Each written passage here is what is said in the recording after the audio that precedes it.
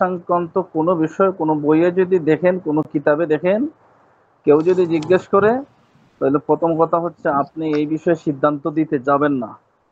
Hide যে করে ফেলবে সাথে সাথে। ছাত্রগুলা দর্শে নেজামিতে দাওরায়ে হাদিস পর্যন্ত পড়ার পরে প্রথম বিভাগ পায়, ওই সমস্ত ছাত্রদেরকে বহু কঠিন পরীক্ষা নেওয়ার পরে 2 বছর পড়ানো হয় ফতোয়া বিভাগ।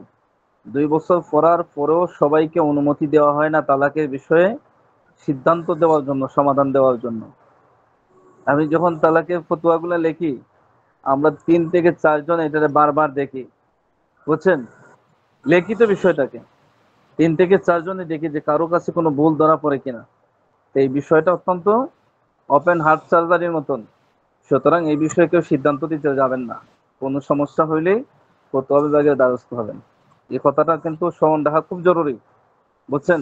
বলে আমি ওই কিতাবও পাইছি এইভাবে, এটা হবে না। কারণ কিতাব সম্পূর্ণ বোঝার মতন আরো অসংখ্য অগণিত কিতাব আছে, এবং যে কোনো সিদ্ধান্তের মৌলিক একাধিক সিদ্ধান্ত থাকতে পারে, কিন্তু মূল সিদ্ধান্ত কোনটি, চূড়ান্ত সিদ্ধান্ত কোনটি, সেটা তো আপনি জানেন না।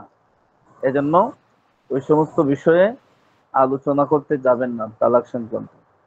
তালাকের বিষয়ে 2টা কথা স্মরণ রাখ। প্রথম কথা স্মরণ রাখবেন, কেউ যদি ভুলে, কেউ যদি এই ইচ্ছায় অনিচ্ছায় হাসি তামসা, হেসে হেসে, ডঙ্গে ডঙ্গে, ডঙ্গে ডঙ্গে বুঝেন তো, জি।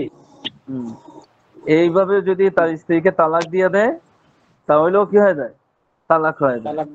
সুতরাং মস্কারি করে কেউ তালাক দেওয়া যাবে না।